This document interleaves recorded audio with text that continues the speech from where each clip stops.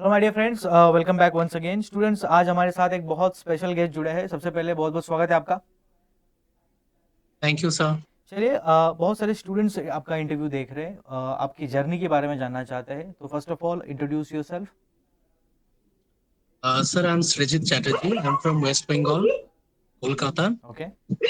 and this time I had given IIT JAM 2025 Physics, and I've got a rank of 2489, okay. All India rank 2489. Okay, तो हमारे students को बताइए, जब आपको पता चला आपने जैम क्वालिफाई किया इस बार, तो क्या आपका रिएक्शन था, कैसे फील कर रहे थे आप? Sir, it felt really great after knowing that I qualified the yes. examination. Because after giving the examination थोड़ा सा तो वो रहता ही है यस। अंदर ही अंदर कि क्या होगा इस बार का क्वालिफाइंग मार्क्स। यस। और ऊपर से मेरा तो जनरल है, हम्म। ना तो मेरा ईडब्ल्यू है ना मेरा SC ST कोई हम्म। भी रिजर्वेशन तो नहीं है, यस। जनरल है। तो इसीलिए थोड़ा सा वो लग रहा था कि क्वालिफाइंग मार्क्स कितना आएगा, हर साल वो तो फ्लक्चुएट होता ही है। Yes. It felt really good after knowing that I qualified the exam. Alright. तो हमारे स्टूडेंट्स को बताइए, आपने प्रिपरेशन कब स्टार्ट किया, कितना महीने का स्पैन रहा, प्रिपरेशन का जर्नी कितना रहा, और क्या क्या आपने पढ़ा? Yeah, sir, actually the thing is I started quite late. Okay. I start I started quite late because I have completed my graduation in 2021. Okay. It's a long time. And after that, I was preparing for some other exams. Hmm. But then I shifted my route. I started taking preparation for JAM हम्म।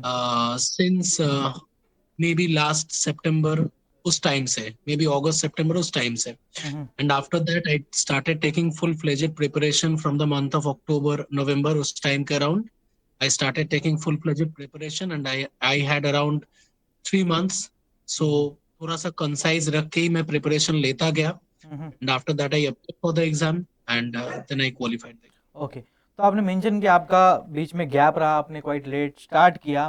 तो इसके दौरान क्या Yes. क्या challenges आए, because reconnect करना इतना आसान नहीं रहता है, टच में हम नहीं रहते। Recon- तो क्या क्या या चैलेंजेस सच आपने फेस किए? सच बोलूं तो रिकनेक्ट करना इतना आसान नहीं रहता है because specially for subjects like maths physics and all yes. These subjects which require a lot of practice, which require a lot of conceptual understanding and things. तो बीच में थोड़ा सा तो वो गैप हो ही गया था because it was like around 4 years gap, almost 4 years gap.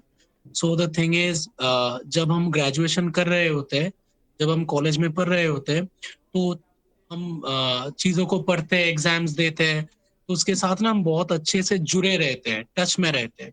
Yes. लेकिन उसके बाद जब हम उस जगह से थोड़ा सा हट जाते हैं, so getting back to that route is a little difficult.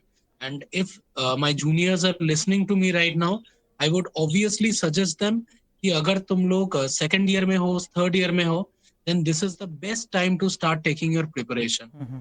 Because after 1 year, 1.5 year, ये जो मोमेंटम रहेगा, इसे वापस लाने में थोड़ा सा वो बहुत डिफिकल्ट होता है, मोमेंटम को वापस लाना। हम्म। चलिए, आपने मेंशन किया आपकी जर्नी इतनी आसान नहीं रही। हमारे स्टूडेंट्स को बताइए, क्या मोटिवेशन रहा जो आपको इतने टाइम के बाद, स्टार्ट करने के बाद भी, आपके प्रिपरेशन में बनाए रखे? तो what was the source of motivation? Sir, actually the source of motivation is, first thing is like family का एक तो उनका वो रहता ही है, एक्सपेक्टेशंस रहता ही है। यस। और बाकी मेरे सब्जेक्ट को मैं बहुत actually I love the subject, hmm. subject that I study, physics. I love the subject, and in between, I also started teaching physics okay. to classes 11 and 12. So that has also helped me a lot to clarify my concepts, to understand things. So that has helped me a lot. But if you are asking me about the motivation, देखिए sir, motivation एक ही होता है कि like it is you are doing something for yourself. if you are going to an IIT, if you are going to an NIT, if you are going to some premier institute, some good institute, then that will help you to uh, proceed further in your subject. Hmm. If you love the subject, then definitely you must have some plans for the subject कि मुझे इस root में जाना है, इस subject में मुझे research करना है, या फिर मुझे एक अच्छा टीचर बनना है, या फिर कोई भी चीज हो। So that is the source of motivation कि मुझे अपने सब्जेक्ट को लेके और भी डेप्थ में जाना है, हम्म। और भी चीजें सीखना है, नई नई चीजों को जानना है, सीखना है. So this has been one of the motivations. One more motivation is that family expectations. उनका तो वो एक्सपेक्टेशन रहता ही है, because when you see your family smiling, when you see your family proud for you, that is one of the best things I think to a या person. It चलिए, makes you feel really good. Okay. तो हमारे students को बताइए, आपने preparation की journey में बहुत सारे सब्जेक्ट पढ़े हैं, क्वांटम पढ़ा है, ठीक है, और भी सब्जेक्ट्स पढ़े, तो उसमें ऐसा कोई सब्जेक्ट रहा जो आपके लिए बहुत चैलेंजिंग था, उसको कवर करने के लिए आपको ज़्यादा समय लगा, ऐसा कोई topic challenging?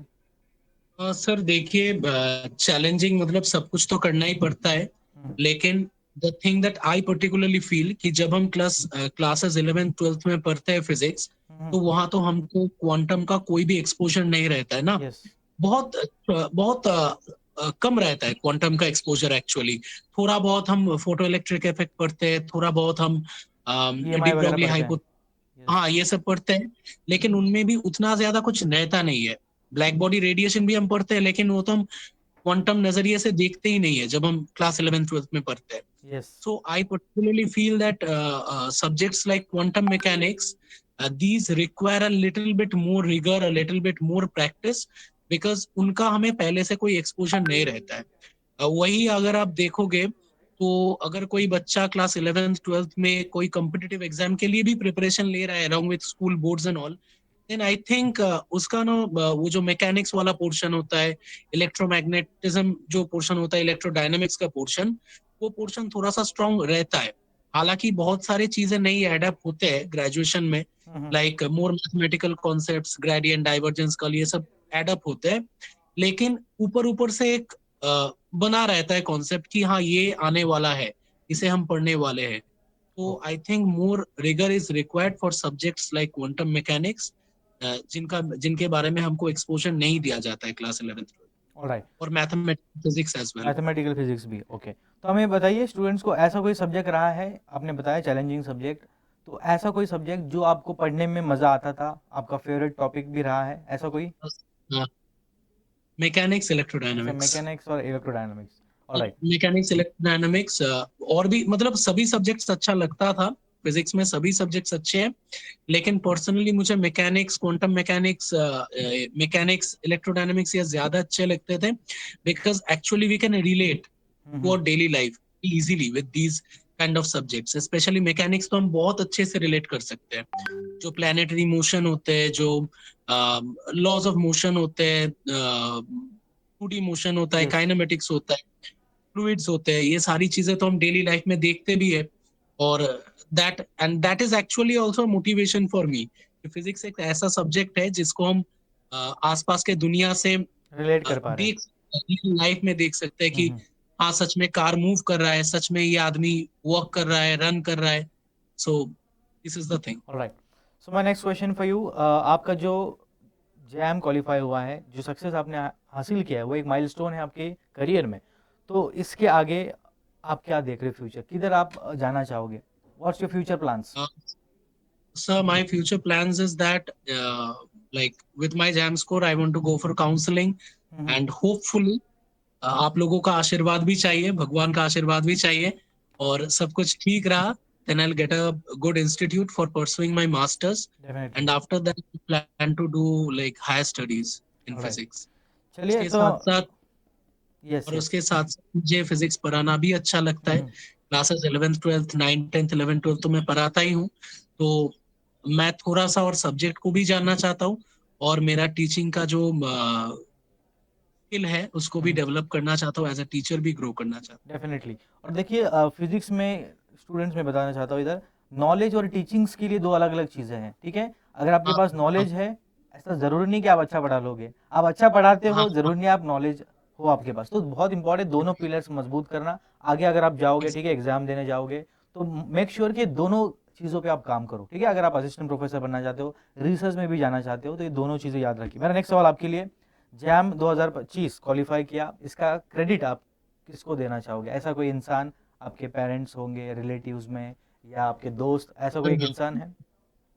Actually first and foremost I think like I don't know if a lot of people believe in God, but I do believe in God, and I believe that like there is some power that always drives us, that always motivates us to get better in life. Hmm So the first credit that I want to give is God's blessing, हम्म जिसके बिना कोई भी मुकाम हासिल करना possible नहीं होता है, हम किसी के लिए भी पॉसिबल नहीं होता है.